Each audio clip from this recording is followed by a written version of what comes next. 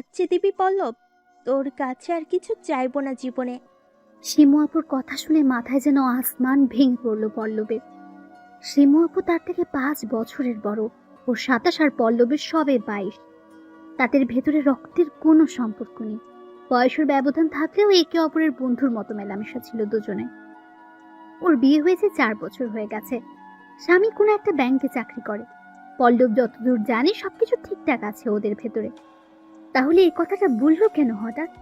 বুঝতে পারছে না পল্লব। আপু, তোর কি মাথা খারাপ হয়ে গেছে? কি বলছিস এগুলো? ভেবেচিন্তে বলছিস তো? হ্যাঁ, ভেবে চিন্তেই বলছি।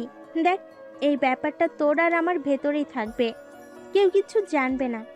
কোন ব্যাপারে কথা বলছো তুমি? বাচ্চার ব্যাপারের। বল, তুই আমায় এই শেষ সাহায্যটুকু করবি? ওর কথা শুনে লজ্জায় দাঁড়িয়ে থাকতে পারছে না পল্লব। সে জানে না শিমু আপু কিভাবে বলছে কথাগুলো। নিজের কানকে যেন নিজেই বিশ্বাস করতে পারছে না এই মুহূর্তে। কি হলো, চুপ করে আছিস কেন? কিছু বল। কি বলবো আমি জানি না কিছু। তোর কিছু জানতে হবে না, শুধু বল আমার কথায় রাজি কিনা। তুই রাজি না হলে আমার মরা ছাড়ার কোনো উপায় থাকবে না। দুলাভাই কোথায়? তুই তাকে কিছু বলেছিস? মাথা খারাপ? আমি এগুলো তাকে বলবো? তাহলে আমি তোর সাথে কেন এমন একটা বাজে কাজ করব? আর তুই তো একদম সুবিধার মানুষ না। আমি যথেষ্ট সম্মান করতাম তোকে, কিন্তু এখন মনে হচ্ছে সেই সম্মানের জায়গাটা আর থাকবে না। বেশ রেগে গিয়ে কথাগুলো বলল পল্লব। সে জানে এই কথাগুলো তার বয়সের সাথে যায় না। শিমু আপু তার কথা শুনে কান্না শুরু করে দিল। পল্লব লক্ষ্য করলো ওর চোখ বেয়ে অঝোর ধারায় জল গড়িয়ে পড়ছে। হয়তো তার কথায় মনে কষ্ট পেয়েছে। ওর সত্যি হয়তো পল্লবের সাহায্যের প্রয়োজন। সেটা না হলে এরকম একটা প্রস্তাব কেন দিতে শুধু শুধু? কোনো সাংঘাতিক কারণ তো নিশ্চয়ই আছে। সেটা না হলে ও কিছুদিন নিজের সমস্ত লাজ লজ্জা বিসর্জন দিয়ে পল্লবের কাছে ছুটে আসতো না। একদিকে ওর চোখের জল সহ্য করতে পারছে না পল্লব, অন্যদিকে বিবেকের দংশনে মরে যাচ্ছে। কি করবে বুঝতে পারছে না। একটু ভেবে সে শিমু আপুর দিকে এগিয়ে গেল। ওর কাঁধের হাতটা রাখল। বল, কবে আর কোথায় যেতে হবে আমায়? আমায় রাজি হতে দেখে শিমু আপুর মুখে হাসি ফুটে উঠল। আমাকে বলল, কোথাও যেতে হবে না, আমি আজ রাতেই তোর ঘরে আসব, তুই রেডি থাকিস। কিন্তু আমি তো এসব করিনি কখনো। সমস্যা নেই, আমি বুঝিয়ে দেব, তুই শুধু নিজেকে তৈরি রাখিস। আচ্ছা, আর একটা কথা বলি। হ্যাঁ বল। যদি প্রথমবারই কাজ না হয় তখন কি হবে? মানে, তুই যেটা চাইছিস আমার থেকে, যদি বাচ্চা না আসে? তাহলে বুঝবি এই দুনিয়ায় আমার আয়ু ফুরিয়ে এসেছে। এটা বলে শিমু আপু হন হন করে তার ঘর থেকে বেরিয়ে গেল। পল্লব ওর পথের দিকে হা করে তাকিয়ে রইল। ওর কথার মাথা মুন্ডু কিছুই বুঝতে পারল না। কি চলছে ওর ভেতরে একমাত্র সৃষ্টিকর্তাই ভালো জানেন। শিমু আপুকে কথা তো দিয়েই দিল, কিন্তু রাতে কি ঘটবে সেটা ভেবে হাত পা কাঁপছে তার। এত বড় একটা পাপ করতে চলেছে, না জানে লোক জানাজানি হলে তার আর শিমুলের কি হবে তখন। শারীরিক সম্পর্কের বিষয়ে বিন্দু মাত্র অভিজ্ঞতা নেই পল্লবের। কোনোদিন মাথাও ঘামায় নিয়েনি, জানার বা বোঝারও চেষ্টা করেনি। পড়াশোনার মাঝেই ডুবিয়ে রেখেছিল নিজেকে। তবে আশ্চর্যের ব্যাপার হলো, এত অনিচ্ছার ভয় উপস্থিত থাকা সত্ত্বেও পল্লবের কেমন একটা অদ্ভুত অনুভূতি হচ্ছে নিজের ভেতর, যা আগে কখনো হয়নি। সীমাপু রাতে তার কাছে আসবে, এটা ভেবে তার ভালো কেন লাগছে বুঝতে পারছে না সে। পল্লব তো ওর সাথে করতে চায় না এসব। তারপরেও এই ভালো লাগার উৎপত্তি কোথায় নিজেও জানে না সে। শিমুলাপুর সত্যিই পল্লবের সাহায্যের প্রয়োজন, যা না পেলে নিজেকে শেষ করে দেবে ও। কি এমন কারণ আছে এর পেছনে? কোনো বিবাহিত নারী কেন ইচ্ছা করে নিজের সতীত্ব নিজের হাতে নষ্ট করতে চাইবে? কি হতে চলেছে আজ রাতে পল্লবের সাথে? রাত প্রায় 10টা বাজে। শিমু আপুর আসার কোনো নাম নেই এখন। পল্লবের ঘরটা বাসার দক্ষিণ পাশে, তাই কেউ চাইলেই যখন তখন তার রুমে ঢুকতে পারে। বাবা মা উপরের ফ্লোরে থাকে। এতক্ষণে তারা ঘুমিয়ে পড়েছে নিশ্চয়। এদিকে পল্লব শিমু আপুর জন্য অপেক্ষা করে চলেছে। আরো আধা ঘন্টা অতিবাহিত হয়ে যায়। হঠাৎ তার মনে হতে লাগলো শিমু আপু হয়তো তার সিদ্ধান্ত পরিবর্তন করে ফেলেছে, হয়তো আসবে না। যা হয়েছে একদিকে ভালোই হয়েছে, অনেক বড় একটা পাপের হাত থেকে রক্ষা পাবে সে। সত্যি সে মনে মনে এটাই চেয়েছিল, যেন শিমু আপু আজ রাতে না আসে। সে কখনোই চায়নি তাদের ভেতরের বন্ধুত্বের সম্পর্কটা নষ্ট হোক। ঘড়ির দিকে তাকিয়ে তারপর দরজাটা বন্ধ করে দিল পল্লব। বিছানার উপরে এসে বসতেই হালকা করে কেউ যেন দরজায় ধাক্কা দিল। অমনি চমকে উঠল। পল্লব শুনতে পাচ্ছে সীমা আপু ফিসফিস করে বলছে, পল্লব, আমি এসেছি, দরজা খোল। পল্লব গিয়ে দরজাটা খুলতেই সীমা আপু হুড়মুড় করে ঘরের ভেতরে ঢুকে পড়লো। তারপর দরজাটা বন্ধ করে দিল। এতক্ষণে আসার সময় হলো তোমার? তো কি, সন্ধ্যাবেলায় সবার সামনে দিয়ে ঢ্যাং ঢ্যাং করে চলে আসতাম। আমি ভাবলাম তুমি হয়তো আসবে না। সীমা আপু গায়ে পেঁচানো চাদরটা খুলে চেয়ারের উপর রাখলো। তারপর পল্লবকে উদ্দেশ্য করে বলল, আসবো না মানে কি? আমি না আসলে কি করে চলবে? সীমা আপুর দিকে এক দৃষ্টিতে তাকিয়ে আছে পল্লব। ওর দিকে এইভাবে কখনো তাকিয়ে থাকেনি সে। আজ যেন ওর উপর থেকে চোখ সরাতে ইচ্ছে করছে না। শরীরের ভেতর এক অদ্ভুত দোলাচল শুরু হতে লাগলো পল্লবের। নিঃশ্বাস দ্রুত থেকে দ্রুততর হতে থাকে। ঠান্ডার ভেতরে ঘেমে যাচ্ছে সে। এতগুলো দিন সীমা আপুর সাথে থেকেছে, ওর কাছাকাছি এসেছে, কিন্তু এইরকম অদ্ভুত আকর্ষণ কখনো অনুভব করেনি আগে। কি রে, কি ভাবছিস এত দাঁড়িয়ে দাঁড়িয়ে? আরে শুরু কর। সীমা আপুর কথা শুনে ভ্যাবাচাকা খেয়ে গেল পল্লব। শুরু করব? কি শুরু করব? আমি তো এসব করিনি কখনো। যা করার তাড়াতাড়ি করতে হবে, আমার হাতে বেশি সময় নেই। লোক জানাজানি হয়ে গেলে কি হবে ভাবতে পারিস? সীমা আপু তাকে কোনো একটা কারণে বাইরে যেতে বলল, জানে না কেন বলছে। তারপর ঘরের ভেতর ঢুকে পল্লবের চোখ পুরোপুরি ছানা ভরা। এইভাবে ওকে কোনোদিন দেখতে হবে স্বপ্নেও কি ভেবেছিল? ওর দিকে চোখ তুলতে লজ্জায় মরে যাচ্ছে পল্লব। জানে না ও কিভাবে দাঁড়িয়ে আছে পল্লবের সামনে। দরজাটা বন্ধ করে দিল পল্লব। তারপর দুজন কাছাকাছি। ডিম লাইটটা অফ করতে চাইল, আপু দিল না। এই প্রথম কারোর সাথে শারীরিক সম্পর্ক হতে যাচ্ছে পল্লবের, তাও বয়সে 5 বছরের বড় কারোর সাথে। সে স্পষ্ট বুঝতে পারছে সীমা আপু তার জন্য ভীষণ কষ্ট পাচ্ছে। হালকা করে গোঙাতে লাগলো। আপু প্লিজ, শব্দ করো না, আম্মা আব্বা জেগে যেতে পারে। পল্লবের কথা শুনে সীমা আপু নিজের হাত দিয়ে মুখ চেপে ধরলো আর তাকে তাড়া দিতে লাগলো যেন তাড়াতাড়ি কাজ শেষ করে। কেন জানে না, পল্লবের ইচ্ছে করছে না এক্ষুনি এসব বন্ধ হোক, সময়টা দীর্ঘায়িত হোক, এটাই কামনা করছে মনে মনে। মনে হচ্ছে এর থেকে সুখের অনুভূতি আর কিছুই হতে পারে না কারোর জীবনে। সীমা আপুর মুখের উপর থেকে হাতটা সরে গেল। ওর মুখের গোঙানির আওয়াজ তার ঘরটাকে আন্দোলিত করে তুলল। অগ্নি পল্লব শক্ত করে ওর মুখে চেপে ধরল। তারপর সুখের সাগরে বিচরণ করতে থাকলো। সীমা আপুকে ভীষণ অসহায় মনে হচ্ছিল তখন, আর মনে হচ্ছে পল্লব যেন অত্যাচার করছে ওকে। তবুও এই অত্যাচার করতে ভাল লাগছে পল্লবের। শিমুলের প্রতি কোনো রকম সহানুভূতি কাজ করছে না। নিজেকে দেখে নিজেই অবাক হচ্ছে সে। সত্যি শরীরের আকাঙ্ক্ষা বোধ হয় এমনই হয়। এ সময় নিজের সুখ ব্যতীত আর কিছু ভাবার অবস্থায় নিয়ে এসে এক পর্যায়ে সে কাঙ্ক্ষিত মুহূর্ত এলো। সীমাবু যেটা পাবার জন্য সমস্ত যন্ত্রণা মুখ বুজে সহ্য করে গেছে। পল্লবকে শক্ত করে জড়িয়ে ধরল। এরপরই দুজনে চুপ। চারদিকে পিনপত্র নীরবতা। সীমা আপুর থেকে নিজেকে বিচ্ছিন্ন করে নিল। এরপর হাঁপাতে হাঁপাতে বিছানায় উঠে বসলো সীমা আপু। পল্লব টাওয়ালটা কোমরে জড়িয়ে বাথরুমের দিকে চলে গেল। ফ্রেশ হয়ে ঘরে এসে দেখলো ভেতরে কেউ নেই। সীমা আপু চলে গিয়েছে। পল্লব জানে না আজকের এই ঘটনার পরে আর কোনোদিন ওর সামনাসামনি হতে পারবে কিনা। যদি কোনোদিন হতে হয় সেটা হবে তার জীবনের সব থেকে লজ্জাজনক অধ্যায়। তবে সে মনে প্রাণে চায় ও যেন মা হতে পারে। ওর লাইফের সমস্ত প্রবলেম যাতে দূর হোক। ও ভালো নেই এটা জানতে পারলে পল্লব নিজেও ভালো থাকতে পারবে না। হঠাৎ উপরের বারান্দা থেকে আম্মার গলার আওয়াজ শুনে আঁতকে উঠল পল্লব।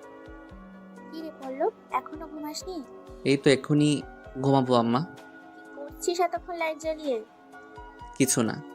এই বলে তড়িঘড়ি করে লাইট বন্ধ করে শুয়ে পড়ল। সকালবেলা মেসেজ নোটিফিকেশনের আওয়াজে ঘুম ভেঙে গেল। মোবাইলের লকটা খুলে স্ক্রিনের দিকে তাকিয়ে দেখলো একটা আইডি থেকে কেউ ভিডিও মেসেজ পাঠিয়েছে। ভিডিওটা অন করতেই চোখ জোড়া যেন কপালে উঠল পল্লবে। ভয়ে হাত পা ঠান্ডা হয়ে আসতে লাগলো। হায় খোদা, এ তো তার আর সীমা আপুর ঘনিষ্ঠ মুহূর্তের ভিডিও। ভিডিওতে সীমা আপুর মুখটা দেখা না গেলেও পল্লবকে স্পষ্ট বোঝা যাচ্ছে। এটা দেখে পল্লবের হাত পা ভয়ে ঠান্ডা হয়ে আসতে লাগলো। মাথাটা মুহূর্তে চক্কর দিয়ে উঠল। চোখে যেন অন্ধকার দেখছে। ভিডিও নিচে আবারও কিছু টাইপিং মেসেজ আসলো। কি ভেবেছিলে পার পেয়ে যাবে তুমি? আমি থাকতে যে সেটা সম্ভব নয়।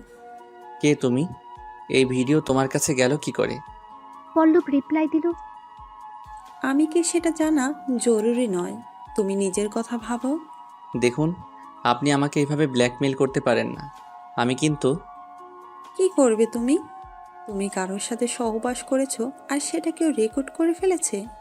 কি ভেবেছো এটা বলে সবার থেকে সহানুভূতি কুড়াবে তুমি? আমি যাই করি না কেন সেটা আমার নিজস্ব ব্যাপার। আপনি আমার অনুমতি ছাড়া আমার আপত্তিকর ভিডিও রেকর্ড করতে পারেন না।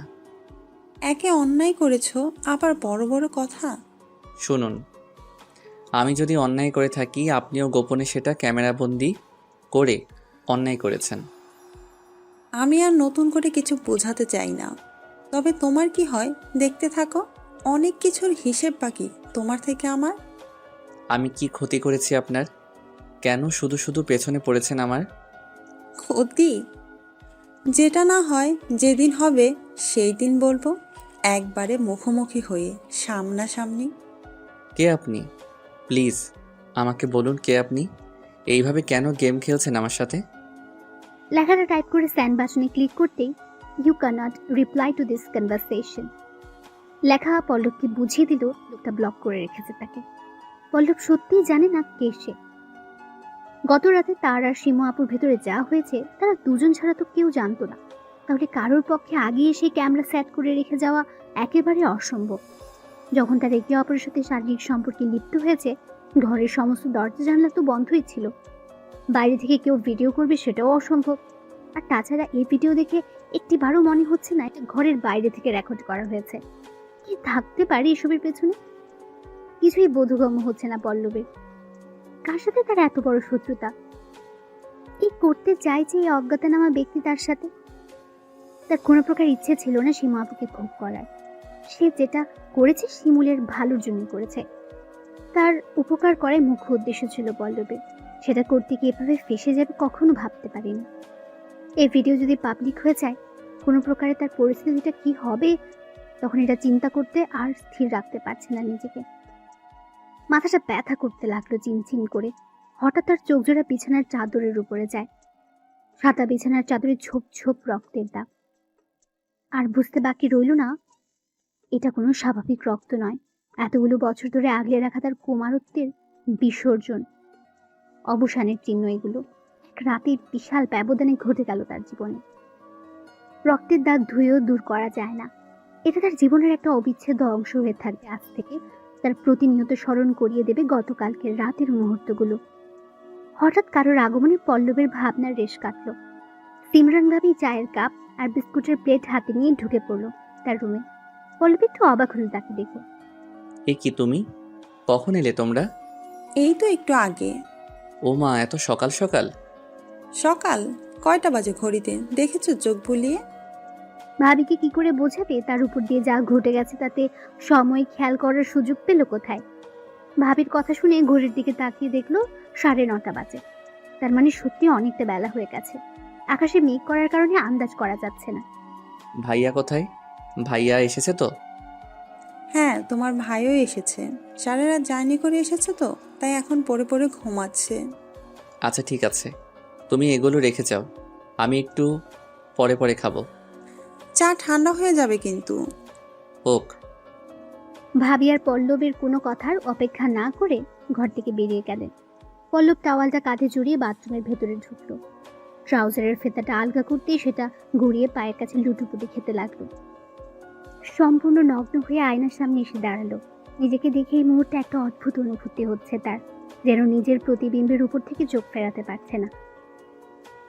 নিজের শরীরের প্রতিটা অঙ্গ প্রত্যঙ্গের ভাজে ভাজে চোখ বুলিয়ে নিজেকে নতুন করে আবিষ্কার করছে। গতকাল রাতে সীমা আপু কাছাকাছি আসতে যে অনুভূতি কাজ করছিল, এখন যেন সেটা আবার জাগ্রত হচ্ছে ধীরে ধীরে। সামান্য আঙ্গুলের স্পর্শ শরীরের শিহরণ সৃষ্টি করতে লাগলো, যেটা একেবারেই স্বাভাবিক নয়। পল্লব বুঝতে পারছে এই মুহূর্তে তার শরীর একটা নারী দেহের প্রত্যাশা করছে, কিন্তু সে শরীরের এই চাহিদা পূরণে অপরাগ। নিজেকে শান্ত করতে পারছে না কিছুতেই, যেন রক্তের ভেতরে গরম লাভা ঢেলে দিয়েছে কেউ, শিরা উপশিরা দিয়ে প্রবাহিত হচ্ছে। ধীরে ধীরে হাতটা নিচের দিকে যেতে লাগলো তার। তারপর একটা নরম আদর মাখানো স্পর্শ। এ অভ্যাসের সাথে একেবারেই সংযোগ ছিল না তার, কিন্তু আজ এটা চর্চা করা ছাড়া কোনো উপায় নেই। নিজেকে সংবরণ করার জন্য নিজের অভ্যাসের বিরুদ্ধ চর্চা করতে লাগলো। উপলব্ধি করছে এটা তাকে গত রাতের শতভাগের 1 ভাগও আনন্দ দিচ্ছেন। এবার চাইলে এক্ষুনি বন্ধ করতে পারছে না। এর শেষ প্রান্তে না পৌঁছানো পর্যন্ত শান্তি পাচ্ছে না পল্লব। যাই হোক, আয়নার সামনে দাঁড়িয়ে চর্চাটা চালিয়ে যেতে লাগলো। এভাবে নিজেকে নিজে উপভোগ করতে করতে এক পর্যায়ে শান্ত হয়ে গেল। সারা শরীর অদ্ভুত এক ঝাঁকুনি দিয়ে উঠল। তার দ্রুত শ্বাসের শব্দ বাথরুমের 4 দেওয়ালের ভেতরে সীমাবদ্ধ থেকে গেল। কিছুক্ষণ দাঁড়িয়ে দাঁড়িয়ে হাঁপাতে লাগলো এবং গোসল সেরে তাড়াতাড়ি বেরিয়ে আসলো। এখন অনেকটা হালকা লাগছে নিজেকে। নাস্তাটা সেরে নিজের কিছু জরুরি কাজ সেরে ফেললো। এর ভেতরে ভিডিও রেকর্ডের কথাটা বেরিয়ে গিয়েছিল মাথা থেকে। এরপর সন্ধ্যাবেলা দর্পণ ভাইয়ের সাথে দুপুরে খাওয়া দাওয়ার সময় এক পলক দেখা হয়েছিল, তারপর আর হয়নি। ভাবলো 2 ভাই মিলে বাইরে গিয়ে একটু আড্ডা দিলে মনের দুশ্চিন্তাগুলো একটু হলেও লাঘব হবে। এমনিতে বিভিন্ন কারণে সকাল থেকে ঘেটে আছে পল্লবের। এভাবে ভাইয়া রুমের দিকে যায়। রুমের দরজাটা খুলতেই দেখলো কেউ নেই ঘরে। আমাকে ডাক দিয়ে জিজ্ঞেস করলো ভাইয়ার বিষয়ে। তিনি কিছু বলতে পারলেন না। ভাবিও নেই আশেপাশে। আর ওদের রুমের ভেতরে পা বাড়ালো না। দরজাটা আবার বন্ধ করে বেরিয়ে আসতে যাবে, ঠিক তখন একটা জিনিসের দিকে চোখ পড়লো তার। ভাইয়াদের বিছানায় বালিশ চাপানি কিছু একটা রাখা হয়েছে। কৌতূহলবশত রুমের ভেতরে ঢুকে পড়লো জিনিসটা কি দেখার জন্য। কাছে গিয়ে বালিশটা তুলতে চমকে উঠলো সে। এ তো একটা ভিডিও রেকর্ড ক্যামেরা। বেশ ভালো দাম দিয়ে কিনেছে বোঝা যাচ্ছে, কিন্তু ভাইয়া ভাবি তো একটি বারের জন্য বললো না এটা নিয়ে তাকে। ভীষণ খটকা লাগছে বিষয়টা। ওরা তো কিছু লুকোয় না পল্লবের কাছ থেকে, নাকি বলতে ভুলে গিয়েছিল। কে জানে, যদি ভুলেই যাবে এটা এভাবে বালিশের নিচে লুকিয়ে রাখবে কেন। লক্ষ্য করলো টেবিলের পাশে কতগুলো কাগজপত্র ছড়িয়ে ছিটিয়ে রাখা হয়েছে। তার ভেতরে 2টো ট্রেনের টিকিট। টিকিটের দিকে তাকিয়ে আরো বেশি অবাক হলো। এগুলো তো গতকালকের দুপুরের শিফটের টিকিট। সেই অনুযায়ী ওদের বাসাতে ফিরতে সন্ধ্যা হবার কথা। তাহলে সকালে ফিরেছে বললো কেন? ভাইয়া ভাবি রাতেই বা কোথায় ছিল? অদ্ভুত ব্যাপার। এটাও গোপন করে রেখেছে তাদের থেকে। ছোটবেলা থেকে দেখে আসছে বাইরে গিয়ে একটা হোঁচট খেলেও ভাইয়া বাসার সবার সাথে শেয়ার করে। ওর স্বভাবটাই এমন, কোনো কিছু হাইড করে রাখার মতো মানুষও নয়। অথচ এখন ক্যামেরা টিকিটের বিষয়টা এভাবে গোপন করলো তাদের থেকে। এটা ভাবতেই সকালের ভিডিওর কথা মাথায় চলে আসলো তার। তার আপত্তিকর ভিডিও ব্ল্যাকমেইলের সাথে এই ঘটনাগুলো কোনো যোগসূত্র নেই তো? ছি ছি, হেদায়েত করো খোদা। এসব কি ভাবছি আমি নিজের ভাই আর ভাবিকে নিয়ে? ওদের কি শত্রুতা আমার উপর? আর ওরা কেন এরকম একটা জঘন্য কাজ করতে যাবে আমার সাথে? তবে এটাও ঠিক, এই মুহূর্তে যে ক্লুগুলো পেলো সেগুলো একেবারে ফেলে দেবার মতো নয়। পল্লব জানে না কি হচ্ছে তার সাথে। রাতের বেলায় পল্লবের ফোনে একটা অচেনা নম্বর থেকে ফোন কল আসে। কলটা রিসিভ করতে ওপাশ থেকে একটা আতঙ্কজনক নারী কণ্ঠ ভেসে আসলো। হ্যালো পল্লব, পল্লব তুই কোথায় আছিস? কণ্ঠটা ভীষণ পরিচিত মনে হচ্ছে। আরে, এটা তো শিমু আপু। শিমু আপুর কণ্ঠ শুনে চমকে উঠলো পল্লব। শিমু আপু, তুমি? কি হয়েছে তোমার? আমাকে বাঁচা পল্লব, ওরা মেরে ফেলবে আমায়। কি বলছো এসব? কে মেরে ফেলবে তোমায়? তোর দুলা ভাইও, ও আজ শেষ করে ফেলবে আমাকে। সর্বনাশ হয়ে গেছে। আমাদের দুজনের গতকালের ঘটনাকেও রেকর্ড করে নিয়েছে, আর এখন সেগুলো আমার স্বামী মানে তোর দুলা ভাইয়ের কাছে পাঠিয়ে দিয়েছে। আমি জানি না কি হবে এখন। আচ্ছা, তুমি কোথায় আছো? ঠিকানাটা পাঠিয়ে দাও, আমি দেখি কি করা যায়। প্লিজ কিছু কর। কলটা কেটে বিছানার উপর ধপাস করে বসে পড়লো পল্লব। কি করবে বুঝতে পারছে না কিছুই। আর লোক জানাজানির ভয় পাচ্ছে না সে। লোকে সত্যি কথাই বলে, পাপ কোনোদিন চেপে রাখা যায় না। যে করেই হোক সেটা সবার সামনে প্রকাশ পাবেই। তার আর সীমা আপুর শারীরিক সম্পর্কের কথা সারা পৃথিবী জেনে যাবে। সবার সামনে পল্লব একটা খারাপ নোংরা ছেলে হিসেবে পরিচিতি পাবে। নিজের মান সম্মানের বলি দেবার জন্য সে প্রস্তুত করেছে নিজেকে। এই নিয়ে আক্ষেপ নেই, তবে মনে একটাই ভয়, ওরা সীমা আপুর কোনো ক্ষতি না করে ফেলে। বাসা থেকে যত দ্রুত সম্ভব বেরিয়ে পড়ল। কে তাদের ঘনিষ্ঠ মুহূর্ত ভিডিও রেকর্ড করেছে সেই ভাবনা মাথা থেকে পুরোপুরি বের করে দিয়েছে। এই মুহূর্তে সীমা আপুর কাছে পৌঁছানোর সব থেকে বেশি দরকার।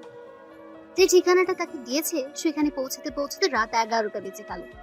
সীমা আপু ওর এক বান্ধবীর বাসায় আশ্রয় নিয়েছে।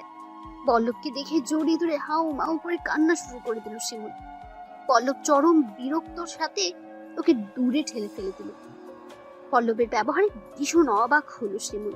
পল্লব বেশ রাগান্বিত স্বরে শিমুলকে প্রশ্ন করলো, কেন? আমার সাথে এটা করলে আমার জীবনটা এভাবে নষ্ট করে দিলে কেন তুমি? আমি তোর জীবন নষ্ট করেছি? নয়তো কি? তোমার না স্বামী বর্তমান, তুমি তারপরেও একজন পরপুরুষকে অবৈধ সম্পর্কের প্রস্তাব দাও কি করে? তুই পরপুরুষ আমার কাছে? কি বলছিস এসব? হ্যাঁ জানি, আমি তোমার খুব কাছের একজন বন্ধু, কিন্তু একজন বিবাহিত নারীর কাছে তার স্বামী ছাড়া সবাই পরপুরুষই হয়, এমনকি তার নিজের ভাইও। স্বামী? কে স্বামী আমার? কাকে স্বামী বলছিস তুই? কেন তাজ ভাইয়া? পল্লবীর কথা শুনে শিমু আপু হাসতে লাগলো। পল্লব ওর এই অনর্থক হাসার কোনো কারণ খুঁজে পাচ্ছে না। তুমি এই সময় হাসছো? কি করে পারছো বলবে আমায়? তুই কাকে স্বামী বলছিস পল্লব? যে পুরুষ সন্তান না জন্ম দিতে পারার জন্য তার স্ত্রীকে দিনের পর দিন মারধর করে, তাকে শেষ করে দেবার হুমকি দেয়, সে স্বামী? যে নিজের বাবা মায়ের কথায় বিয়ে করা স্ত্রীকে ছেড়ে দিতে পারে, সে স্বামী? আমি ঠিক বুঝতে পারলাম না তোমার কথা আপু, কি হয়েছে আমাকে খুলে বলো। আমার দুঃখের কথা কি শুনবি তুই? তুই তো আগে থেকে আমাকে অপরাধীর কাঠগড়ায় দাঁড় করিয়েছিস। লক্ষ্য করলো শিমু আপু কথাগুলো বলছে আর চোখ বেয়ে জল গড়িয়ে পড়ছে তার। এভাবে আগে কখনো পল্লব কাঁদতে দেখেনি ওকে। পল্লব ওর পাশে গিয়ে বসলো, তারপর ওর কাঁধে হাত রেখে বলল, কি হয়েছে তুই শুধু একটিবার বল আমায়, প্লিজ আপু বল। তুই তো জানিস তাজের সাথে আমার বিয়ে হয়েছে এতগুলো বছর। আমি ওদের বংশে একটা সন্তান দিতে পারছি না বলে ওর আর ওর পরিবারের ক্ষোভের শেষ নেই আমার উপরে। ওরা আমাকে সব কিছুর জন্য দায়ী মনে করে। আমি নাকি অপয়া, আমার পাপের জন্য পেটে সন্তান আসছে না। আমি তাজকে বোঝানোর অনেক চেষ্টা করি, কিন্তু ও আমাকে তো বুঝলই না, উল্টো নিজের বাবা মায়ের অন্ধবিশ্বাসের পক্ষ নিল। আমি আর প্রতিবাদ করলেই আমার উপর নেমে আসতো অকথ্য নির্যাতন, আমাকে ছেড়ে দেবার হুমকি পর্যন্ত দিত। এখন তুই বল, আমি বাপ মা মরা মেয়ে, তাজ আমাকে ওর পরিবার থেকে তাড়িয়ে দিলে কোথায় যেতাম আমি? আমার যে মরা ছাড়া উপায় ছিল না। এরপর সব কিছু আল্লাহর হাতে ছেড়ে দিলাম, তাকে ডাকতে লাগলাম তিনি যেন একটা সন্তান দেন আমায়। কিন্তু জানি না কোন পাপের জন্য উনি মুখ ফিরিয়ে নিয়েছেন আমার থেকে। আল্লাহ দয়া করলেন না আমার উপর। এরপর আমি ধীরে ধীরে বুঝতে পারি আসলে সমস্যাটা আমার না, তাজের। ওর ভেতরে সন্তান জন্ম দেওয়ার ক্ষমতা নেই, অথচ দিনের পর দিন নিজের অপারগতার দায় আমার উপর চাপিয়ে এসেছে অমানুষটা। আমি ওর বাবা মার কাছে সব কিছু খুলে বলি, ভেবেছিলাম তারা হয়তো বুঝবে না, কিন্তু তার উল্টো ফল হলো। ওরা কেউ আমার কোনো কথা কানে তুলল না, সমানে আমাকে নির্যাতন আর ছেড়ে দেবার হুমকি দিতে থাকে। একবার আইনেরও আশ্রয় নিয়েছিলাম, কিন্তু চতুর তাজ আর ওর ফ্যামিলি পুলিশদের ঘুষ খাইয়ে আইনের মারপ্যাচ থেকে বেরিয়ে আসে। আমার উপর নির্যাতনের মাত্রা বাড়তেই থাকে। তুই বিশ্বাস কর, আমার যদি বাবা মাই বেঁচে থাকতো বা কোথাও যাওয়ার একটা ভালো ঠাঁই থাকতো, সেখানেই চলে যেতাম। কিন্তু আমার ভাগ্য এতটাই খারাপ, সেই রাস্তাও বন্ধ ছিল। এরপর আমার তোর কথা মাথায় আসে, একটা কঠিন সিদ্ধান্ত নিয়ে বসি আমি। তাজার ওপর পরিবারের সাথে শুধু একটা বাচ্চা নিয়ে এত ঝামেলা, ওদের টর্চারের হাত থেকে বাঁচতে একটা বাচ্চা প্রয়োজন আমার, সেটা যে কোনো প্রকারে। আর সেই মাধ্যমটা ছিলি তুই। তোর দ্বারা আমি মা হবার সিদ্ধান্ত নিই। আমি জানতাম তুই ঠিক আমাকে এই মহাসংকট থেকে উদ্ধার করতে পারবি, তাই তোর কাছে ছুটে আসি। আমি এটাও জানি এখন তোর অংশ ধীরে ধীরে বেড়ে উঠছে আমার ভিতরে। তার সাপ সাপ জানিয়ে দিয়েছে ও এই বাচ্চার দায়িত্ব নিতে পারবে না, উল্টো আমায় আটকে মারধর করেছে। দেখ কি অবস্থা করেছে আমায়। এই বলে সীমা আপুর পিঠে পল্লবকে দেখালো। এক পলক সেদিকে তাকে আটকে উঠলো সে। ইস, মানুষ এইভাবে টর্চার করে? সীমা আপুকে জানোয়ারগুলো নিশ্চিত মেরেই ফেলবে। আর এই ঘটনার পরে তো সেটা আরো নিশ্চিত হয়েছে। সীমা আপুর চোখের সমস্ত জল ইতিমধ্যে শুকিয়ে গিয়েছে, কাঠ হয়ে দাঁড়িয়ে আছে পল্লবের সামনে। ইতিমধ্যে রুমের দরজায় ধাক্কা মেরে কেউ ভেতরে ঢুকে পড়লো। সে আর কেউ নয়, তাজ ভাইয়া। তাজ ভাইয়া গিয়ে সীমা আপুর চুলের মুঠি চেপে ধরলো। কিরে, মার খেয়েও লজ্জা নেই তোর? এখন আসছিস একটা হাঁটুর বয়সী ছেলের সাথে নষ্টামি করতে? মুখ সামলে কথা বলুন। কাকে কি বলছেন? পল্লবী এগিয়ে গিয়ে বলল, এই তুমি একদম চুপ থাকো। তোমাদের দুজনের নষ্টামির সব প্রমাণ আছে আমার কাছে। আর তুমি এই বয়সেই দেখি পাক্কা খেলোয়াড় হয়ে উঠেছো। কে দিয়েছে এত ভালো ট্রেনিং? শিমু আপু? তোমার যে বলার আমাকে বলো, পায়ে পড়ি। ওকে কিছু বলো না। শিমু আপু গিয়ে তাজ ভাইয়ার পা জড়িয়ে ধরে বলতে লাগলো, আমার পা ছাড় বলছি। আর তোর কোনো কথা শুনবো না আমি। তোকে তো ডিভোর্স দিতেই হবে এবার। তাজ ভাইয়া রেগে মেগে শিমুল আপুকে উদ্দেশ্য করে বলল, আপু, তুমি পা ছাড়ো ওর। ওর মতো একটা মানুষের পা ধরে কেন নিজেকে ছোট করছো? এত বড় বড় কথা বলছো। কি হও তুমি ওর? শুধু দেখো আমি ওর কি অবস্থা করি। কি করবে তুমি? ছেড়ে দেবে ওকে? দাও ছেড়ে। তোমার মতো মানুষরূপী জানোয়ারের সাথে সংসার করার থেকে না করাই ভালো। পল্লব, তুই চুপ কর। কি বলছিস এসব? ও আমাকে ছেড়ে দিলে কোথায় যাব আমি? তুমি আমার সাথে যাবে? পল্লবীর কথা শুনে তাজ ভাইয়া হাসতে লাগলো। কি বলে এই পুচকে? অন্যের বউকে তার সামনে নিয়ে যাবার কথা বলছে। সাহস দেখে হাসি পাচ্ছে আমার। কিসের বউ? তুমি তালাক দেবে ওকে? পল্লব, তুই চুপ কর। হ্যাঁ, তালাক তো ওকে দেবই আমি। ওর মতো নষ্টা মেয়েকে আমি আর আমার সংসারে রাখবো না। তারপর দেখি ওর কি গতি হয়। রাস্তায় পৌঁছে গলে মরতে হবে। রাস্তায় পচে গলে মরতে হবে না? সেই ব্যবস্থা আমি করব। তুমি করবে? কি করবে তুমি শুনি? আমি ওকে বিয়ে করব। শুনতে পেলে কি বলেছি আমি? পল্লবীর কথা শুনে শিমু আপু যেন স্তম্ভিত হয়ে গেল। তাজ ভাইয়া হা করে তাকিয়ে আছে পল্লবের দিকে। তার মুখ থেকে উচ্চারিত শব্দ পাথর বানিয়ে দিয়েছে দুজনকে।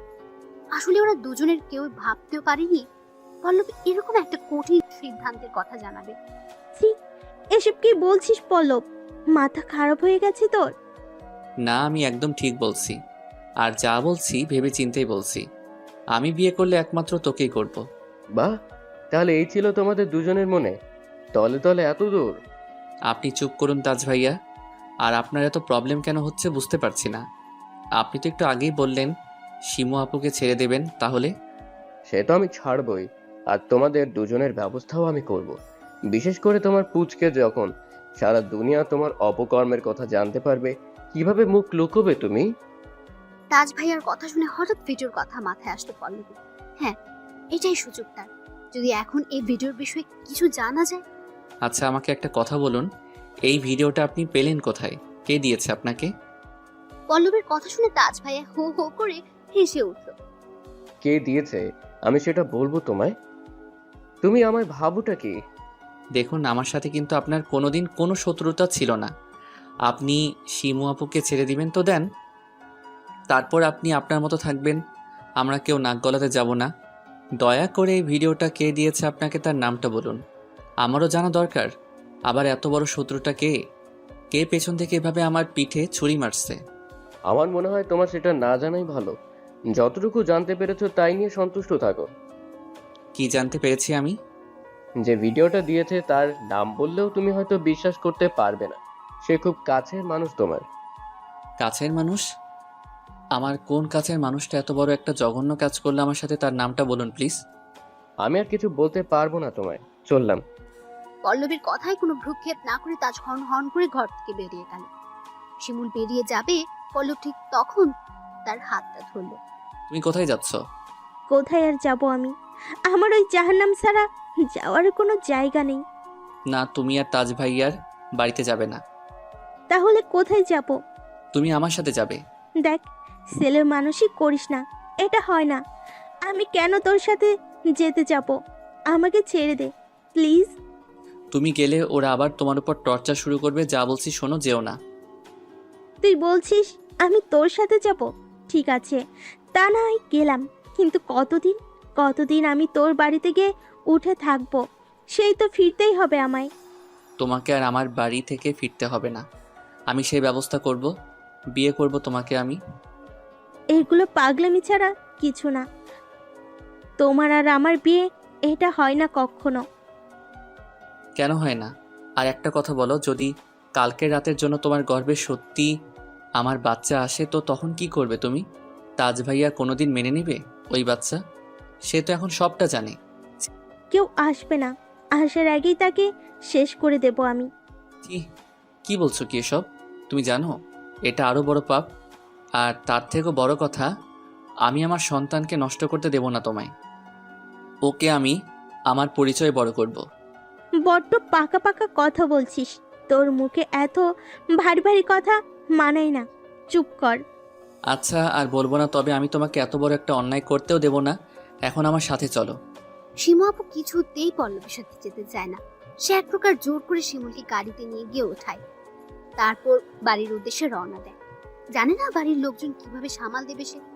যাই হোক, কিছু একটা বুঝিয়ে বলতে হবে ওদের। হঠাৎ ফোনে একটা মেসেজের নোটিফিকেশন আসলো। ফোনটা ওপেন করতে চোখ দুটো ছানা পড়া। আবারও সে আইডি থেকে মেসেজ। কেমন আছো পল্লব? পল্লব কোনো রিপ্লাই দিল না। কি হলো, কথা বলছো না কেন? একটু আগে তোমার ভিডিওটা দেখলাম আবার। হ্যাঁ আমি জানি, আমাকে এটা মনে করিয়ে দিতে হবে না আমার কোনো সিক্রেট জিনিস আছে আপনার কাছে। তুমি কিন্তু বেশ হ্যান্ডসাম, তবে কাপড় ছাড়া আরো বেশি হ্যান্ডসাম লাগে। কি শুরু করেছেন আপনি সব? Please stop please. তোমার দেহের ওপর থেকে চোখ ফেরাতে পারছি না আমি পল্লব। প্লিজ একবার ভিডিওর এই গেটআপে ধরা দাও না আমার কাছে। একবার নিজের চোখে দেখতে চাই তোমার। কি বলতে চাইছেন আপনি? তুমি ভালো করেই জানো আমি কি বলতে চাইছি। তুমি ছাড়া আমার যন্ত্রণা কে বুঝবে? শাট আপ, জাস্ট শাট আপ। আমি কথা দিচ্ছি, এবার তোমার আমার অন্তরঙ্গ দৃশ্যের ভিডিও করব না আমি। তোমায় আর ব্ল্যাকমেলও করব না। একবার, জাস্ট একবার, কি একবার? একবারের জন্য হলেও আমি তোমার সাথে সময় কাটাতে চাই। তোমার ছোঁয়া না পেলে আমি নিজেকে শান্ত করতে পারবো না কিছুতেই। মরে যাব আমি। তোমার যন্ত্রণায় আমি নিজেকে জর্জরিত করে ফেলতে চাই পল্লব। না, আর পারা যাচ্ছে না। এই নোংরামি রীতিমতো বেড়েই চলেছে। ফোনের ডাটাটা অফ করে গাড়ির সিটের উপর ছুঁড়ে মারলো। এমনিতেই তাজ ভাইয়ের সাথে ঝগড়া করে মুডটা অফ। তার উপরে এই বিরক্তিকর মেজাজটাই বিগড়ে দিয়েছে তার।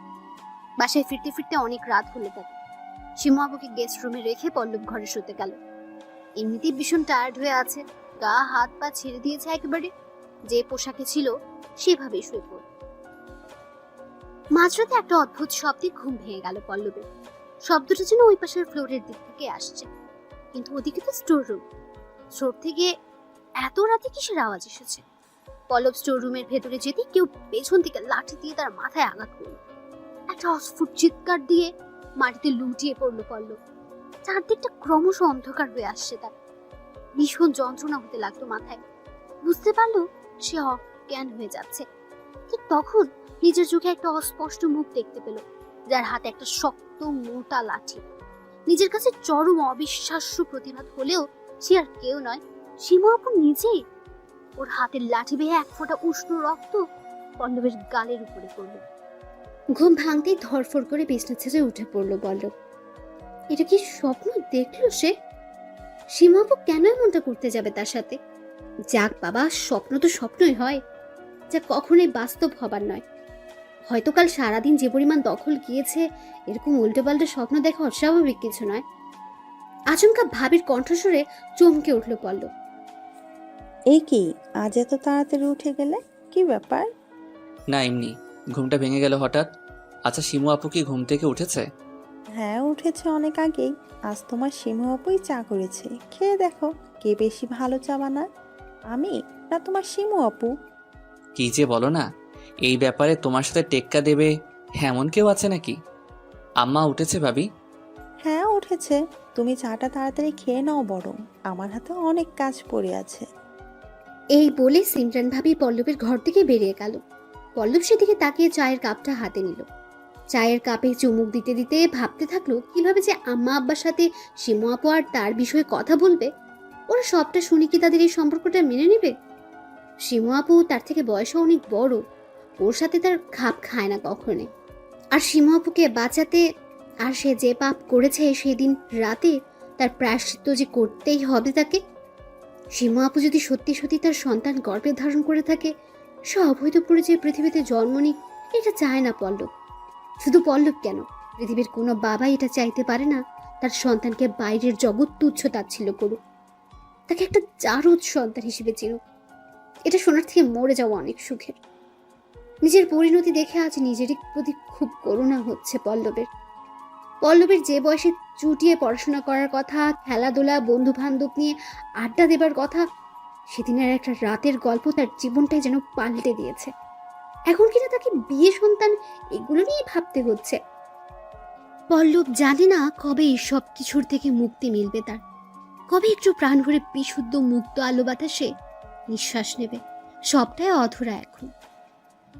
শিমু আপু তাদের বাড়িতে একজন গেস্ট হিসেবে থেকে যায়। ও এর আগেও তাদের বাড়িতে বহুদিন ছিল। তার পরিবারের সবার সাথে একটা ভালো পরিচয় শিমুলের, তাই আব্বা আম্মা অনুমতি দিয়ে দিয়েছেন। শিমু আপু যতদিন খুশি এই বাড়িতে থাকতে পারবে। এর মাঝে মাঝে সেই ফেক আইডি থেকে মেসেজ আসে পল্লবের কাছে, তাকে নানানভাবে ব্ল্যাকমেইল করার চেষ্টা করে। সে সমানে ইগনোর করতে থাকে। এভাবে কিছুদিন কেটে যায়। শিমু আপু ডিভোর্স লেটার পাঠিয়ে দিয়েছে অনেক আগেই তাজ ভাইয়াকে। 3 মাস হতে এখন বেশ কিছুদিন বাকি। পল্লব ভাবছে 3 মাস পরে যখন তার শিমু আপুকে বিয়ে করতে কোনো বাধা থাকবে না, সবাইকে সবটা খুলে বলবে। দর্পণ ভাইয়া আর আব্বা বাড়ির একটা ব্যবসায়ের কাজে বাইরে আছে কিছুদিন ধরে, তাই ভাবি আর আম্মাকে একাই থাকতে হচ্ছে এখন।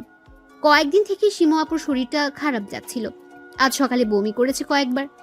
মা তাই ওকে নিয়ে হাসপাতালে নিয়ে গিয়েছে ডাক্তার দেখানোর জন্য। ঘরে শুয়ে শুয়ে একটা বই পড়ছে পল্লব। ঠিক তখন তার ফোনে ভাবির নম্বর থেকে একটা কল আসলো। হ্যালো ভাবি, কি হয়েছে, ফোন করেছো কেন? পল্লব, একটু আমার ঘরে আসো, তাড়াতাড়ি আসো। ভাবির গলা একেবারেই ঠিক লাগছে না পল্লবের। কথাগুলো বেশ দ্রুত বলছিল। সে ফোনটা রেখে দৌড়ে তার ঘরের দিকে গেল। দরজার সামনে গিয়ে বেশ অপ্রস্তুত হয়ে পড়ল। মুহূর্তে দরজার বাইরের দিকে ঘুরে দাঁড়ালো। কি হলো, ভেতরে আসো। ভাবি বারবার তার ঘরে যেতে বলছে পল্লবকে। বুঝতে পারছে না কি হয়েছে তার। বুকের উপর থেকে শাড়িটা নিচে পড়ে আছে আর খুব বাজেভাবে বিছানার উপর শুয়ে আছে। পল্লবকে দেখে নিজেকে সামলানোর কোনো তারা লক্ষ্য করা যাচ্ছে না তার ভেতরে। উল্টো পল্লবকে তার ঘরের ভেতরে যেতে বলছে। ভাবি তো এরকম আগে কখনো করেনি তার সাথে, তাহলে আজ হঠাৎ কি হয়ে গেল? পল্লব আর তার ডাক উপেক্ষা করতে না পেরে ঘরের ভেতরে ঢুকলো। কি হয়েছে বলো ভাবি? আরে এদিক ওদিক তাকাচ্ছ কেন? আমার কাছে এসে একটু বসো না। এভাবে ভাবির দিকে চোখ তুলে তাকাতে ভীষণ লজ্জা লাগছে পল্লবের। আজ তার মনের ভেতর কি চলছে সত্যিই তার নাগাল পাচ্ছে না পল্লব। যাই হোক, সে ধীরে ধীরে গিয়ে ভাবির পাশে বিছানার উপর বসলো। ভাবি তার হাতটা খপ করে ধরে ফেললো। আমার বুকটা ভীষণ ব্যথা করছে পল্লব, মনে হচ্ছে যন্ত্রণায় মারা যাব। তো আমি কি করব? বুক ব্যথা করছে, ওষুধ খাও। দাঁড়াও, আমি ওষুধ নিয়ে আসছি তোমার জন্য। না, ওষুধ লাগবে না আমার, তুমি একটু কাছে থাকো আমার। এই বলে ভাবি তার হাতটা বুকের উপরে নিয়ে গেল। পল্লব কোনো প্রকার রেসপন্স করছে না। ভাবিটা দেখে ভীষণ হতাশ হলো। আমার একটা কথা বলবো পল্লব, কিছু মনে করবে না তো? কি কথা? পল্লব হাতটা ভাবির বুকের উপর থেকে সরিয়ে এনে বলল, তোমার ভাইয়ের কি কোনো প্রবলেম ছিল নাকি বিয়ের আগে থেকেই? কিসের প্রবলেমের কথা বলছো? তুমি বুঝতে পারছো না? না, সত্যি পারছি না। কিসের প্রবলেম? আমার মনে হয় ওর ভিতরে কোনো সমস্যা আছে। আমরা একদম সুখে নেই পল্লব। ভাবি, তুমি তোমাদের স্বামী স্ত্রীর পার্সোনাল কথা আমাকে কেন বলছো? আমার মনে হচ্ছে সকালে শিমু আপুর সাথে তোমারও ডাক্তারের কাছে যাওয়া উচিত ছিল। অসুস্থ হয়ে যাচ্ছ তুমি। আমি একদম ভালো নেই পল্লব। আমার তো মাঝে মাঝে মনে হয় তোমার ভাইয়া কোনো পুরুষই না, ওর ভেতরে কিছু নেই। তাজ্জব বনে যাচ্ছে সে ভাইয়ার কথা শুনে। এগুলো কোন ধরনের কথা? তবে পল্লব একটা জিনিস বুঝতে পারছে, ভাইয়া হয়তো ভাবিকে সন্তুষ্ট করতে পারে না, কিন্তু সেটা তাকে বলার কি মানে হয়? ভাইয়ার কোনো প্রবলেম থাকলে ওকে ডাক্তার দেখাতে বলো ভাবি। ওর দ্বারা কিছু হবে না আর, ভেতরে ভেতরে শেষ হয়ে যাচ্ছি আমি পল্লব। পল্লব লক্ষ্য করলো ইতিমধ্যে ভাবির হাত তার পায়ের রানের উপর খামচে ধরেছে তাকে। বুঝতে পারছে সে ধীরে ধীরে কন্ট্রোল হারাচ্ছে। না, এখানে আর 1 সেকেন্ড অপেক্ষা করা ঠিক হবে না। হয়তো আবারও কোনো ভুল স্টেপ নিয়ে ফেলবে। শারীরিক যাতনা এমন এক জিনিস, একবার জাগ্রত হলে তাকে নিয়ন্ত্রণ করা কষ্টকর। তখন আর ভালো মন্দ জ্ঞান থাকে না কারোর মাথায়। ভাবির হাতটা ছাড়িয়ে বিছানা থেকে উঠে পড়ল। তারপর রুম থেকে বেরিয়ে যায়। সামনের দিকে আসতে দেখলো শিমু আপু আর মা এই মাত্র বাড়িতে ঢুকলো। শিমু আপু মুখ মলিন করে দাঁড়িয়ে আছে। মা হাস্যোজ্জ্বল দৃষ্টিতে পল্লবের দিকে তাকিয়ে বলল, একটা খুশির খবর আছে বাবা। কিসের খুশির খবর আম্মা? অবাক হয়ে জিজ্ঞেস করলো পল্লব। শিমু মা হতে চলেছে, এই দেখ মেডিকেল রিপোর্ট। শিমু আপুর দিকে তাকিয়ে আম্মার হাত থেকে রিপোর্টটা নিল পল্লব। মা শিমু আপুকে নিয়ে ঘরের ভেতরে চলে গেল। পল্লব রিপোর্টটা হাতে নিয়ে ঠায় দাঁড়িয়ে আছে। কেন জানে না, খুলে দেখতে ইচ্ছে করছিল না। একটু আগে বলা মায়ের কথাটা এখনো কানে বাজছে তার। শিমু মা হতে চলেছে।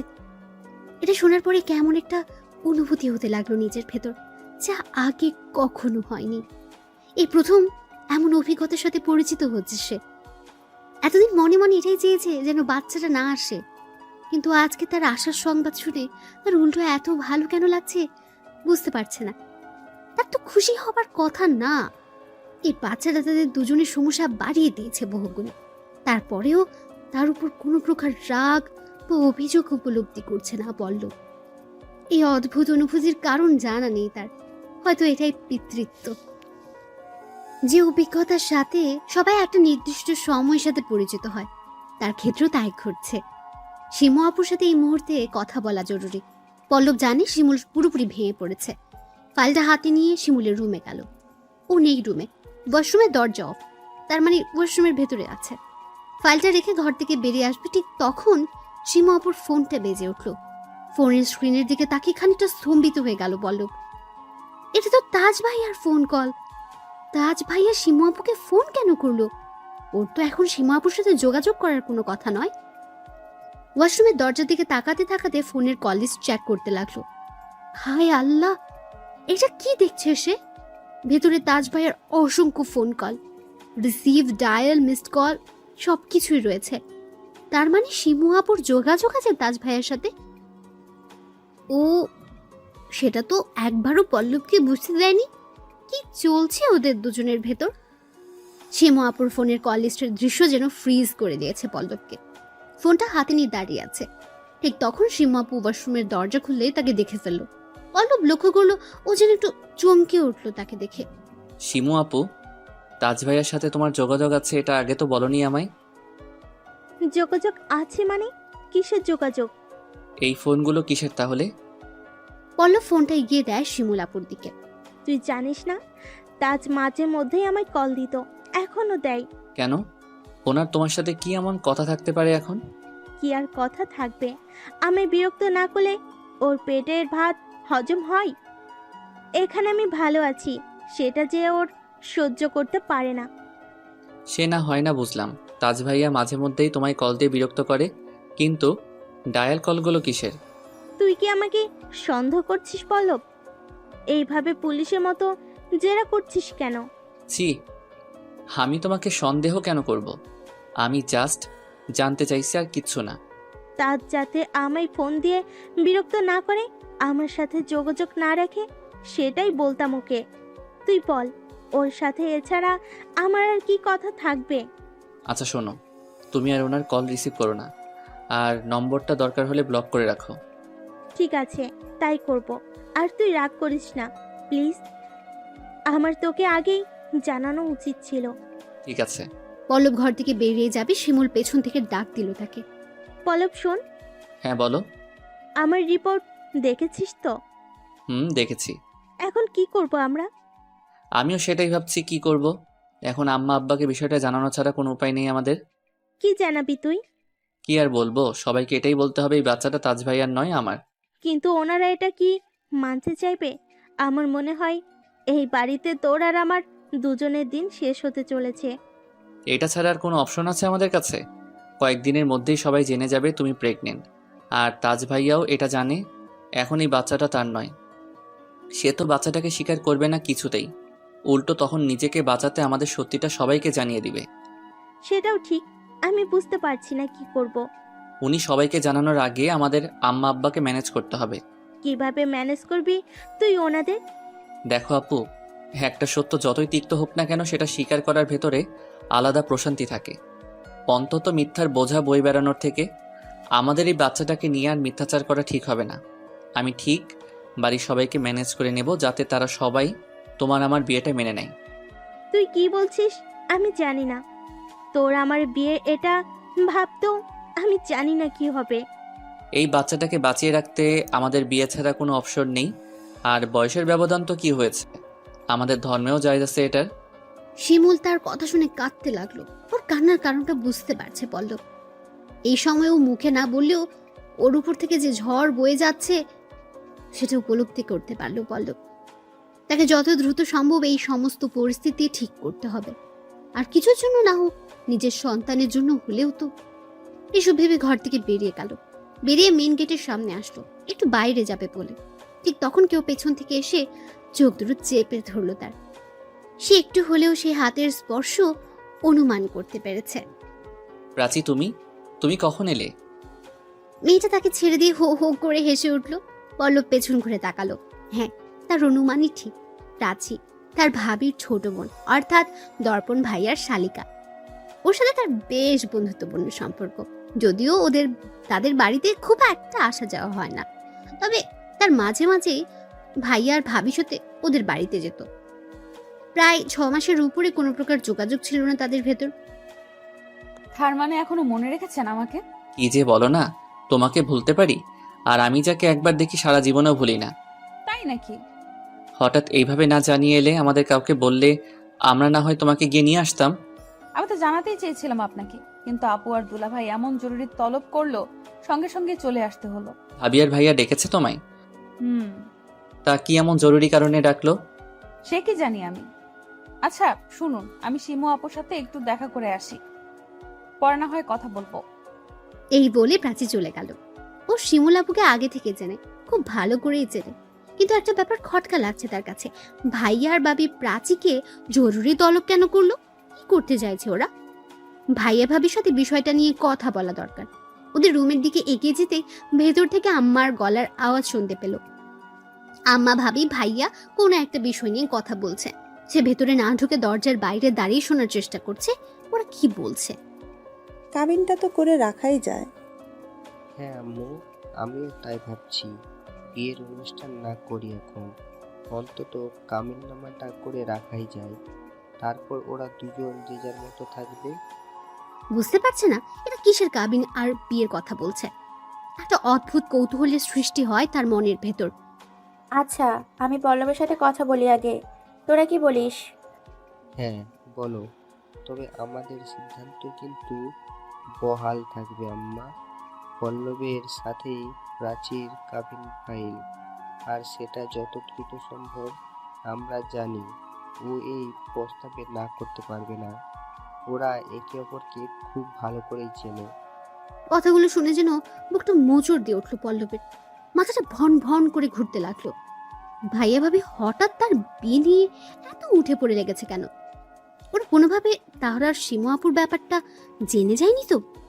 হয়তো এটা ওদের একটা চাল, তাকে বাজেভাবে ফাঁসানোর জন্য।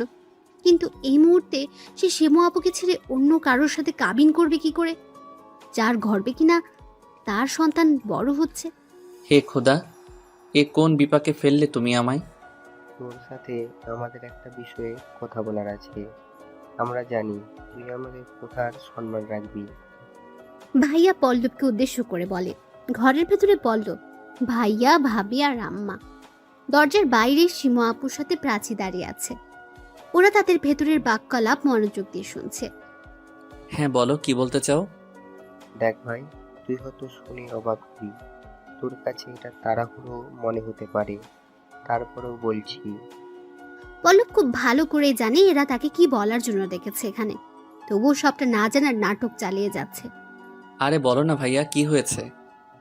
আমরা তোর সাথে প্রাচীর কাবিন করে রাখতে চাই।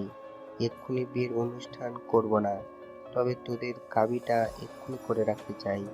তোর কোনো আপত্তি নেই তো? ভাইয়ার মুখের কথা শুনে সে দরজার দিকে তাকালো। শিমু আপুর মুখ বিষণ্ণতায় আচ্ছন্ন হয়ে আছে। সব থেকে বেশি অবাক হচ্ছে প্রাচীর প্রতিক্রিয়া দেখে। তার মানে ও আগে থেকে সব জানতো, নয়তো একটু হলেও তো নিজের বিয়ের কথায় অবাক হতো। বলো এই মুহূর্তে ভাইয়া ভাবি আর আম্মাকে কি করে শিমু আপু আর তাদের বাচ্চার বিষয়ে বলবে বুঝতে পারছে না। কি রে, কথা বলিস না কেন? তোর প্রাচীকে বিয়ে করতে কোনো আপত্তি নেই তো? আচ্ছা, তোমার বাইরে কোনো অ্যাফেয়ার ট্যাফেয়ার নেই তো? ভাবির কথা শুনে ভাইয়া হেসে উঠলো হো হো করে। কি যে বলো না তুমি, ও করবে অ্যাফেয়ার? তাহলেই হয়েছে। মেয়েদের সামনে দাঁড়িয়ে কথা বলতে দেখেছো কোনোদিন ঠিকঠাক? তাছাড়া আমি আমার ভাইকে ভালো করেই চিনি।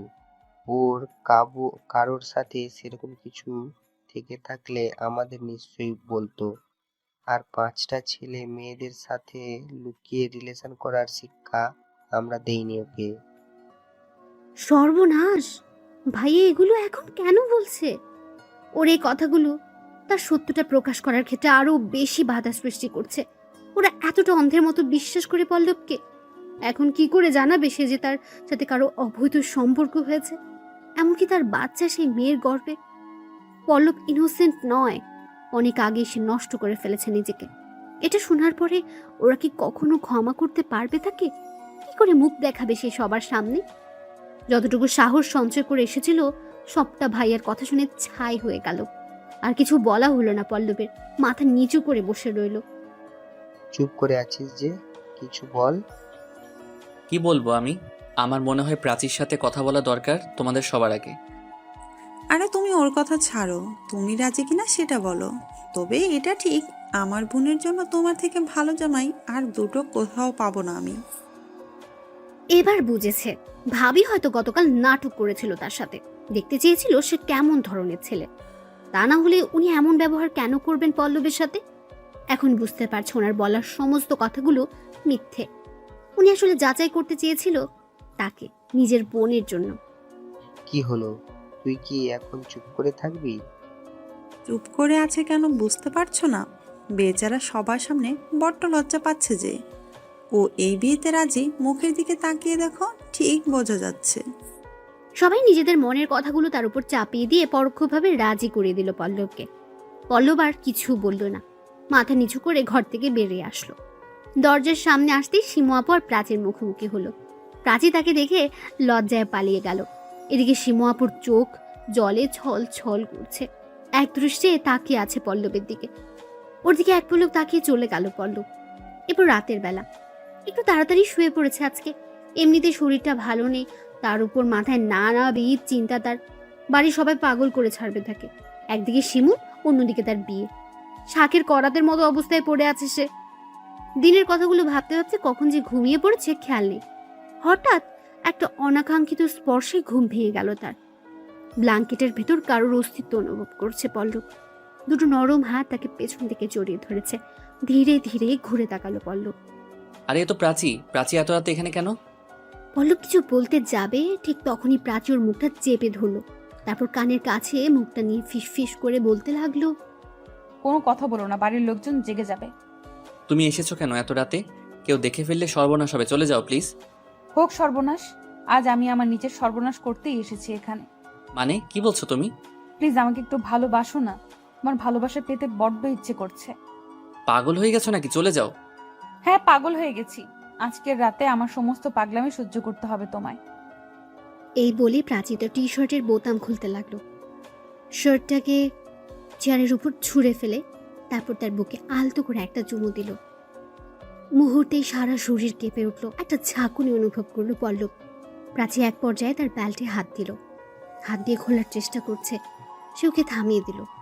এবার কিন্তু বাড়াবাড়ি হচ্ছে, এসব করবো না এখন। করবে না মানে? তুমি কি পুরুষ নও? না, ভালো লাগছে না আমার।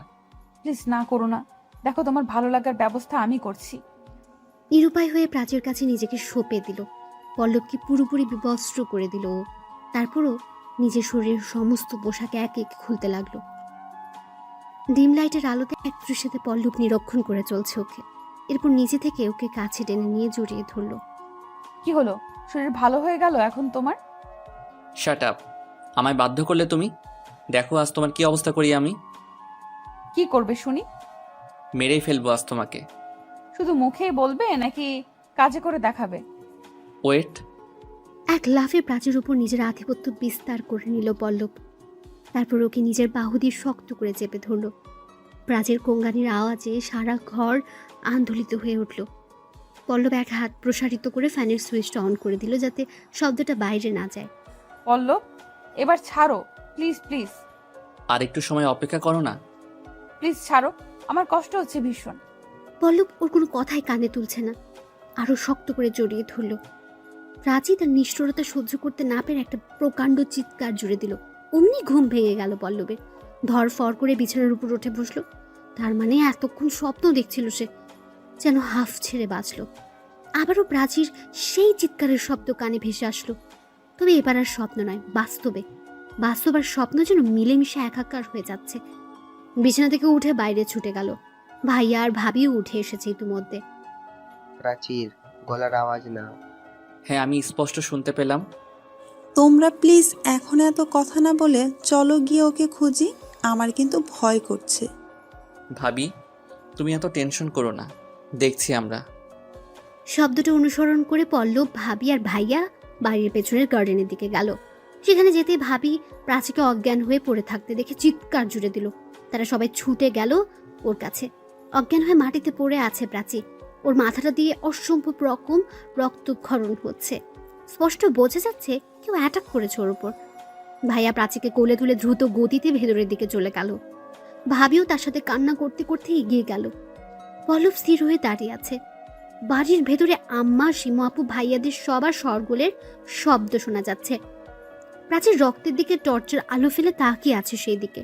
বুঝতে পারছে না কে অ্যাটাক করলো ওকে, ওর উপর কার কিসের এত রাগ, আর ওকে মেরেই বা তার কি হবে। আলোতে একটু পাশে নিতেই একটা অদ্ভুত জিনিস থেকে চমকে উঠল। শিমু আপুর একটা ভাঙা কাচের চুড়ি রক্তের পাশে পড়ে আছে। চুড়িগুলো চিনতে এক মুহূর্তেও ভুল হলো না পল্লবের, কারণ এগুলো গত পরশুই আম্মা কিনে দিয়েছিল ওকে। স্পষ্ট মনে আছে তার। তাহলে কি শিমু আপু ছিল এখানে? ও কোনোভাবে প্রাচীকে, কিন্তু কেন? হায় খোদা, এটা হয় কি করে? শিমু আপুর চুড়ি এখানে এলো কি করে?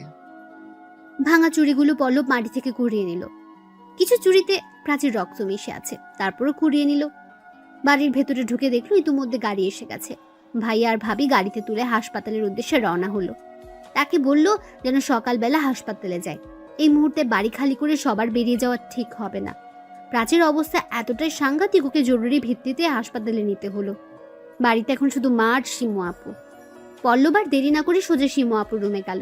ও শোবার জন্য প্রস্তুতি নিচ্ছিল। পল্লব ভেতরে ঢুকতেই চমকে উঠল। আরে কি হলো? তুই এখন আমার ঘরে? আমি তো চমকে উঠেছিলাম। ইদানিং তুমি একটু বেশি চমকাচ্ছ না শিমু আপু? মানে কি বলতে চাইছিস তুই? পল্লব আর কোনো কথা না বলে চুরির ভাঙা টুকরোগুলো শিমু আপুর সামনে ধরলো। ও কিছুক্ষণ তাকিয়ে রইল সেগুলোর দিকে। কি এগুলো? এগুলো ভাঙা কাচের চুড়ি। তো আমি কি করব?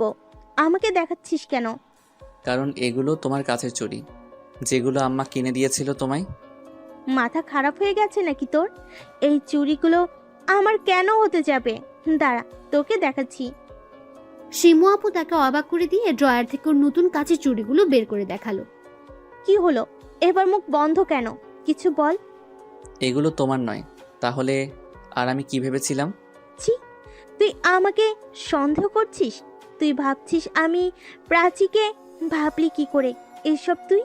ও আমার বোনের থেকেও কম নাই কোনো অংশে। আচ্ছা সরি, আমি বোধহয় একটু বেশি ভেবে ফেলেছি। প্লিজ আমার কথায় রাগ করো না তুমি। শিমু আপু ঘর থেকে বেরিয়ে এলো। সত্যি এগুলো তারই বাড়াবাড়ি। সেদিন তাজ ভাইয়াকে নিয়ে আজ আবার চুরি। সে শিমু আপুর উপর অতিমাত্রায় সন্দেহপ্রবণ হয়ে উঠছে। তার এই ব্যবহার শিমু আপুকে কষ্ট দিচ্ছে। এরপর থেকে আর কোনো বিষয়ে অনিশ্চিত কথা বলবে না। এই সময়ে তার ওর প্রতি অনেক বেশি যত্নশীল হওয়া উচিত, সেটা না করে অযথা সন্দেহ করে যাচ্ছে। পরের দিন সকালে হাসপাতালে প্রাচীকে দেখতে গেল পল্লব। ওর শারীরিক অবস্থা এখন অনেকটাই অনুকূলে আছে। ডাক্তার জানিয়েছে আর একটু ট্রিটমেন্ট নিলেই পুরোপুরি সুস্থ হয়ে উঠবে। প্রাচীর ক্যাবিনে গেল। গিয়ে দেখলো মোটা বালিশে মাথা নিচে রেখে শুয়ে আছে। পল্লবকে দেখে একটু মুচকি হাসি দিল প্রাচী। ওর পাশে গিয়ে একটা টুলের উপর বসে পড়ল পল্লব। এখন কেমন লাগছে প্রাচী? অনেকটা ভালো। বাহ, তুমি জানো আম্মা গত রাতে চোখের পাতা এক করতে পারিনি তোমার চিন্তায়। আর তুমি? প্রাচীর এই প্রশ্ন একটু হলেও সংকোচে ফেলে দিল পল্লবকে। কি বলবে ওকে বুঝতে পারছে না। তার একটা হাত নিজের দিকে টেনে নিল প্রাচী। বলো, তোমার চিন্তা হয়নি আমার জন্য? কেন হবে না, নিশ্চয়ই হয়েছে। তুমি অতিথি আমাদের বাড়ির। শুধু অতিথি, আর কিছু নই। এখন চুপ থাকো। ডাক্তার এমনিতেই তোমার সাথে বেশি কথা বলতে নিষেধ করেছে। পুরোপুরি সুস্থ হওনি তুমি। ঠিক আছে, বেশি কথা বলবো না। আমার একটা শেষ প্রশ্নের উত্তর দাও। কি প্রশ্ন? তুমি আমায় বিয়ে করবে তো?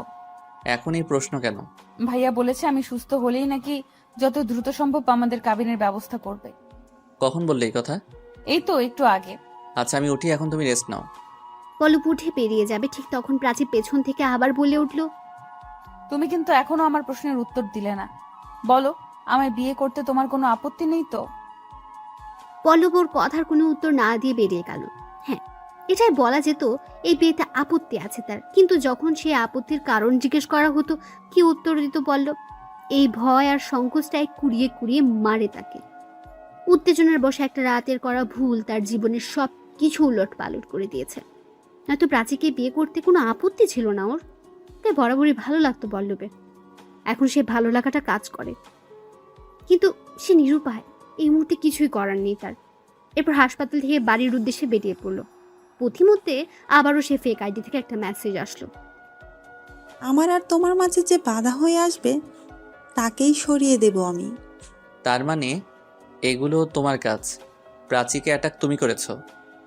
এইবারের মতো ছেড়ে দিলাম, এর পরের বার আর সেই সুযোগ দেব না। কে তুমি? কেন করছো এসব? আমার মনে হয় এবার আমাদের সামনাসামনি কথা বলা উচিত। আমি কে সেটা এক্ষুনি জানা জরুরি না, তবে এটা জেনে রাখো আমি যেই হই না, আমি প্রাচীর খুব কাছের একজন মানুষ। লজ্জা করছেন এটা বলতে? নিজেকে প্রাচীর কাছের মানুষ বলে দাবি করছো, আবার তাকেই পেছন থেকে ছুরি মারছো। ছি! হঠাৎ পল্লবের গাড়িটা রাস্তার মাঝে ব্রেক কষলো। সামনে তাকিয়ে দেখলো বিশাল বড় জ্যাম পড়ে গেছে। এখন এই বিরক্তিকর জ্যামের মাঝে বসে বসে অপেক্ষা করা ছাড়া আর কোনো উপায় নেই। গাড়ির জানালাটা খুলে বাইরের দিকে তাকালো পল্লব। ঠিক তখন তার কয়েক গজ দূরে একটা গাড়ির দিকে চোখ পড়তে চমকে উঠল সে। যা দেখলো তা বিশ্বাস করতে কষ্ট হচ্ছে। শিমুলার তাজ ভাইয়া একটা গাড়ির ভেতরে বসে আছে। ওদের দুজনের মুখে হাসির ছাপ স্পষ্ট, দেখে বোঝার উপায় নেই এদের ভেতরে ডিভোর্স হয়েছে কিছুদিন আগে। ইতিমধ্যে গাড়ি ছেড়ে দিল। শিমু আপু আর তাজ ভাইয়া পল্লবের চোখের আড়ালে চলে গেল। বুঝতে পারছেন এরা দুজন একসঙ্গে কি করছে। শিমু আপু তাজ ভাইয়ার সম্পর্ক এতটাই তিক্ততার পর্যবসিত হয়েছে, শিমু আপুর তাজ ভাইয়ার মুখ দেখবারই কথা নয়। যাই হোক, কথাগুলো ভাবতে ভাবতে বাড়িতে পৌঁছালো পল্লব। গেট দিয়ে ভেতরে ঢুকে সোজা নিজের রুমে চলে গেল। শার্টটা খুলে ফ্যানের সুইচ অন করে বিছানার উপর বসে পড়ল। হঠাৎ পল্লবকে চমকে দিয়ে একটা হাত ওর দিকে ঠান্ডা লেবুর শরবত এগিয়ে দিল। অনেক জার্নি করে এসেছিস, এটা খেয়ে নে। এ কি সীমা আপু তুমি? শিমু আপুকে দেখে মনে হচ্ছে স্বপ্ন দেখছে। ওকে সে একটু আগে রাস্তায় দেখে আসলো, তার আগে বাড়িতে পৌঁছালো কি করে? কেন, আমাকে দেখে কি ভয় পেয়ে গেলি নাকি? তুমি বাসায় আসলে কখন? বাসায় আসলাম মানে? কি বলছিস তুই? আজ তাজ ভাইয়ার সাথে বেরোনি তুমি? পল্লব, তুই পাগল হয়েছিস? আমি তাজের সাথে বের হব? তোর কি সত্যিই তাই মনে হয়? তাহলে আমি রাস্তায় কাদের দেখলাম? স্পষ্ট দেখলাম তুমি আর তাজ ভাইয়া একটা গাড়ির ভেতরে বসে আছো। শিমু আপু পল্লবের দিকে হা করে তাকিয়ে রইল। ও যেন আকাশ থেকে পড়লো তার কথা শুনে। পল্লব নিজেও সংকোচের ভেতরে পড়ে গেল। তাহলে কি সে যা দেখেছে সবটাই মনের ভুল? না, এত বড় ভুল কি করে হয়? সে নিশ্চিত চোখের সামনে যা দেখছে পুরোটাই সত্য। দেখ, আমার মনে হয় প্রাচীকে নিয়ে তুই একটু বেশি ভাবছিস, তাই এসব ভুলভাল জিনিস দেখছিস। আমার কথা বিশ্বাস না হলে তোর আম্মাকে জিজ্ঞেস করে দেখ। আজ কোথাও বের হইনি আমি। আমাকে জিজ্ঞেস করলো শিমু কোথাও বের হয়েছিল কিনা। তার উত্তরে কিছুই পরিষ্কার হলো না। আমার বক্তব্য তিনি উপরের রুমে ছিলেন। শিমু আপু একবার তার ঘরে এসেছিল, তারপর আর দেখা হয়নি। পল্লবের মনের সন্দেহই থেকে গেল, কোনো রকম কুল কিনারা পেল না। এরপর শিমু আপু তার ঘর থেকে বেরিয়ে গেল। পল্লব ল্যাপটপটা খুলে বসে পড়লো। আজকে একটা বন্ধুর সাথে কথা হয়েছিল।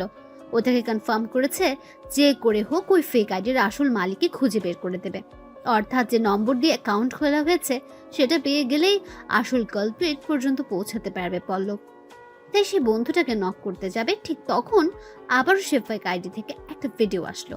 ভিডিওটা ওপেন করতে গা গুলিয়ে উঠল তার। হোয়াট দ্য হেল?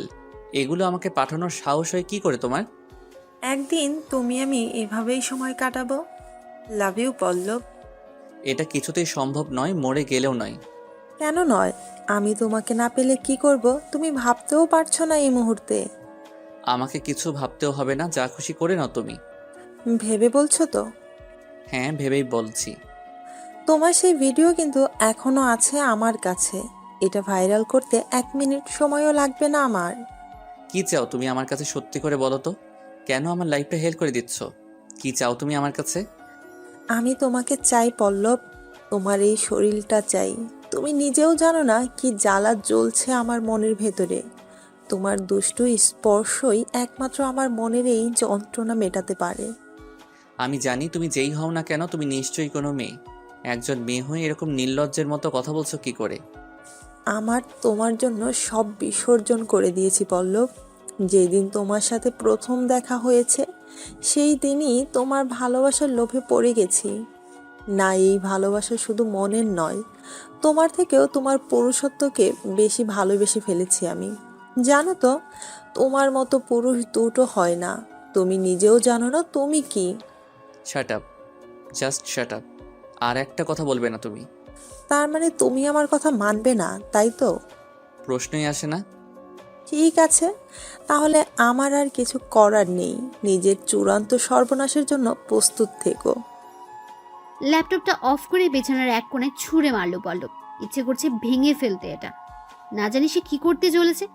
এই ভিডিওটা একবার ফাঁস হয়ে গেলে তখন কি হবে ভেবে ভয়ে তার হাত পা ঠান্ডা হয়ে আসছে। একদিকে আসন্ন বিয়ে, অন্যদিকে সীমাপুর প্রেগনেন্সি, তার উপরে ভিডিওর উপদ্রব। জানে না সে সেদিন রাতে কে এই কাজ করেছিল। একবার যদি তাকে খুঁজে বের করতে পারে তার সাথে কি করবে পল্লব নিজেও ভাবতে পারছে না। এইসব ভাবনার মধ্যে তার বন্ধুর ফোন কল আসলো। হ্যাঁ গুঞ্জন, বলো। কিছু করতে পেরেছিস ভাই?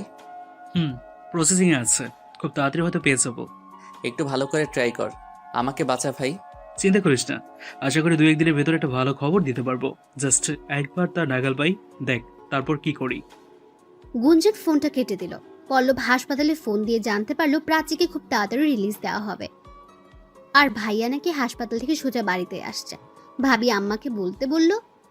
এরপর সন্ধ্যাবেলা পল্লব একটা চায়ের কাপ হাতে বারান্দায় দাঁড়িয়ে আছে।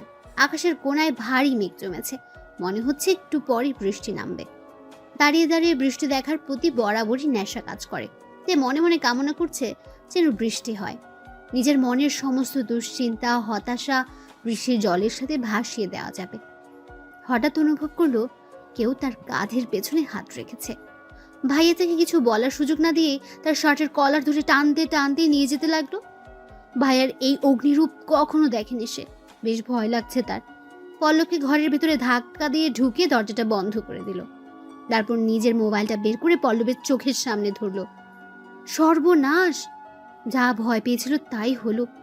আর শেষ রক্ষা হলো না পল্লবের।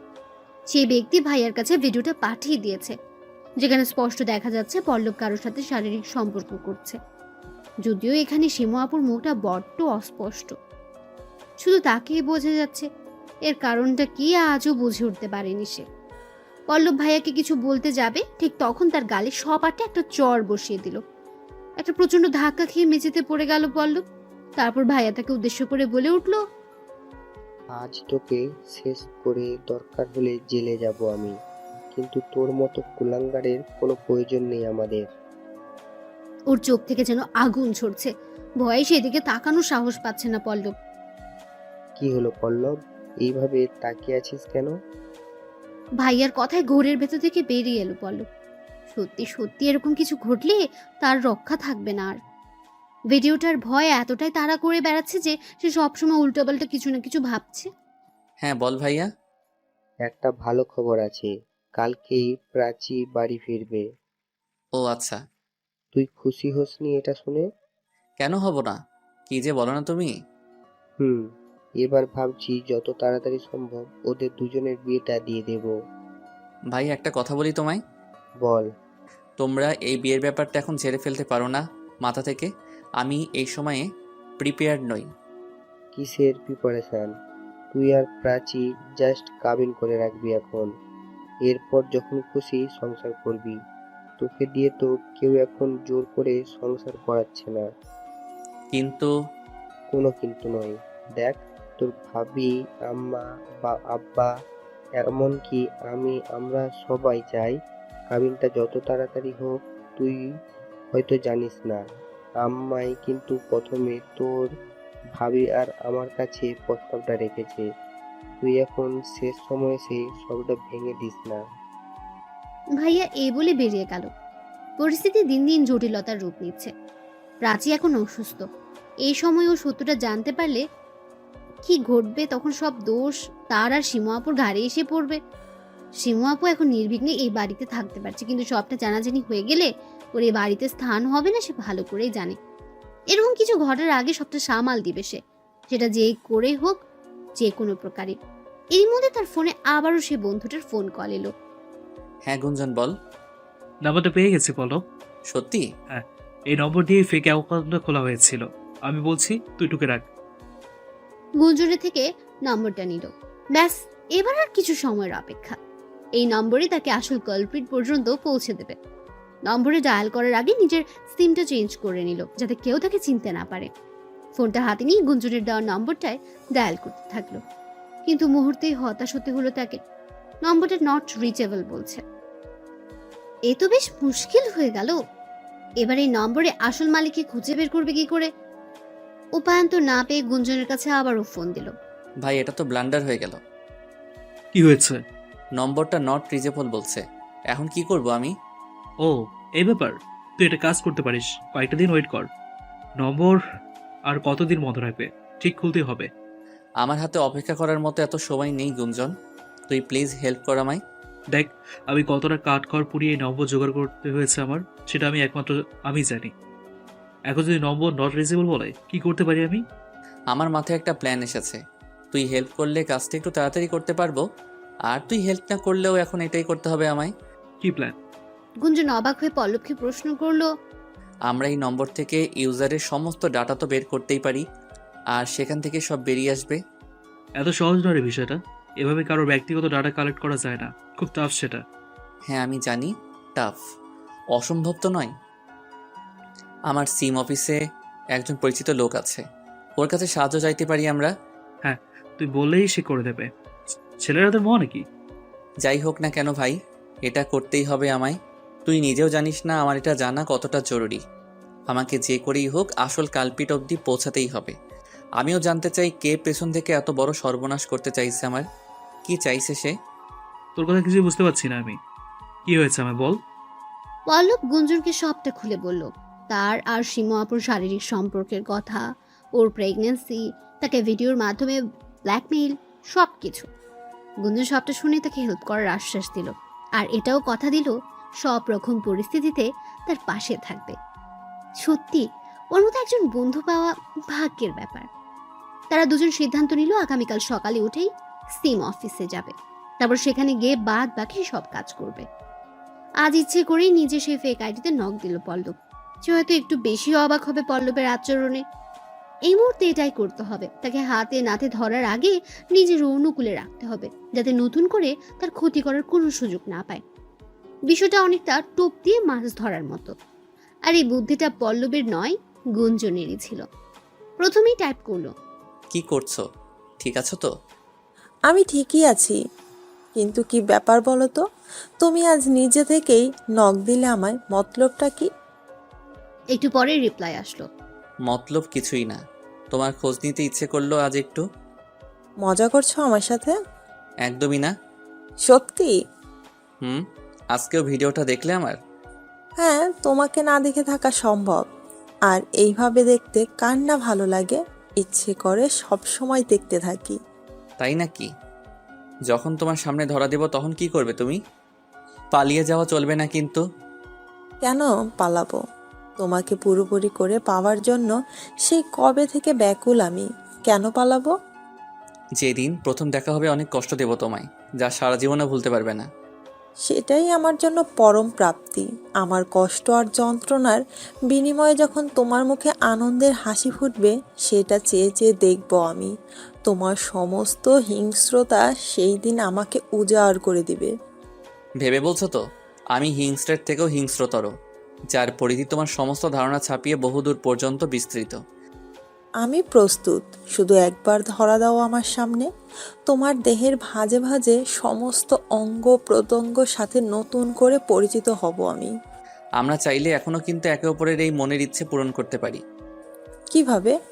ভিডিও কলে এসো, আজ আমাকে নতুন করে আবার দেখাবো তোমায়। একে অপরের সাথে ভার্চুয়াল ভালোবাসা বিনিময় করব। এটা বলার পরে অপর পাশের আইডিটা চুপ হয়ে গেল।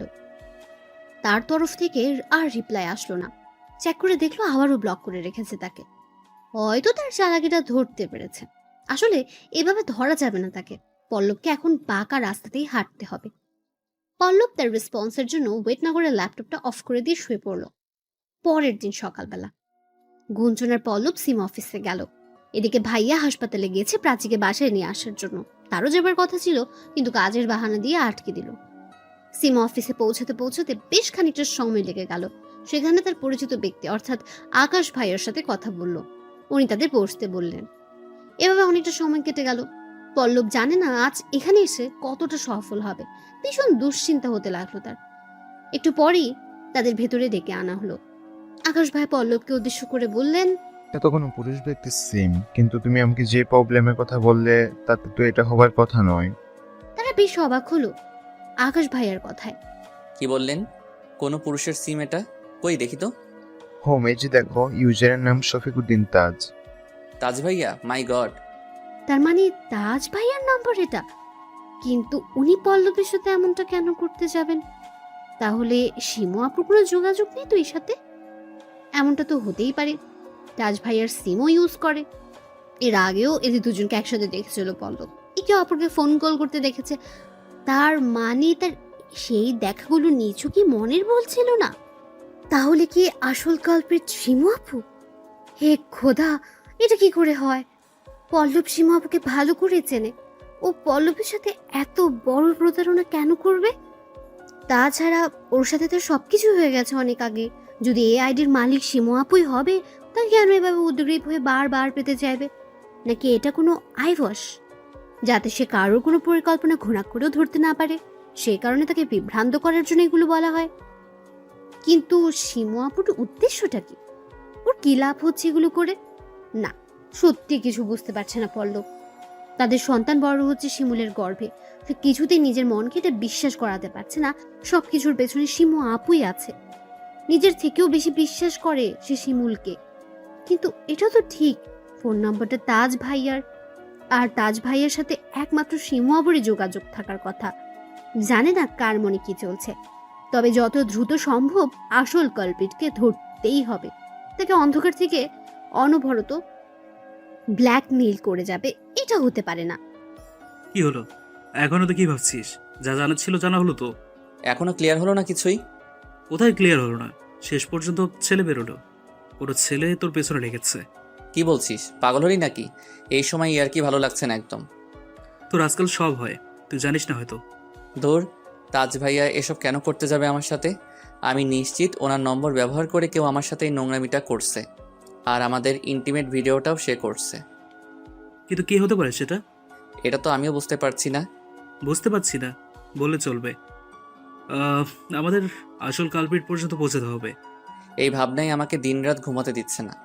আমি জানি না কি করে পৌঁছাবো তার কাছাকাছি, অর্থাৎ একেবারে হাতে নাতে ধরতে পারবো।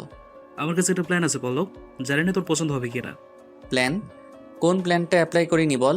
এখন নতুন করে কিসের প্ল্যানের কথা বলছিস তুই? চল যেতে যেতে বলি তোকে। তবে এইবারের কাজটা কিন্তু একটু অন্যরকম। অন্যরকম বলতে তোকে এমন কিছু করতে হবে যা তুই হয়তো কারোর কথা ভাবতেও পারিসনি আগে। গুঞ্জন কি প্ল্যানের কথা বলছে পল্লব জানে না। সিম অফিসে আকাশ ভাইয়ার থেকে বিদায় নিয়ে রাস্তায় বেরিয়ে পড়লো তারা। তারপর পরবর্তী পরিকল্পনা নিয়ে দুজন আলোচনায় বসলো। বাসায় পৌঁছাতে বিকেল হয়ে গেল। এসে দেখলো প্রাচীকে বাসায় আনা হয়েছে। ও এখন প্রায় পুরোপুরি সুস্থ। সিমরান ভাবি ওর পাশেই বসে আছে। পল্লব ভাবিকে খাবার দিতে বললে সে উঠে গেল। পল্লব প্রাচীর পাশে এসে বসলো। এখন ঠিকঠাক তো? হ্যাঁ। যাক ভালো। কোথায় গিয়েছিলে তুমি? ফিরতে এত দেরি হলো? একটা জরুরি কাজে গিয়েছিলাম। জরুরি কাজ? কি এমন জরুরি কাজ পড়লো তোমার? আমি ভেবেছিলাম অন্তত তুমি আজকে আমাকে আনতে হসপিটালে যাবে। কেন, ভাইয়া গিয়েছিল তো। ভাইয়া আর তোমার যাওয়া এক হলো? মানে তোমাকে কিছু বলার নেই সত্যি? পল্লব কিছু বলতে যাবে, ঠিক তখনই রান্নাঘর থেকে ভাবির গলার আওয়াজ ভেসে আসলো। পল্লব উঠে গেল। প্রাচীর ঘর থেকে বেরিয়ে যেতে যেতে একটা বিষয় খেয়াল করলো, প্রাচী তাকে এখন তুমি বলে সম্বোধন করছে। আর সাথে বলার ক্ষেত্রে যে জড়তা কাজ করতো ওর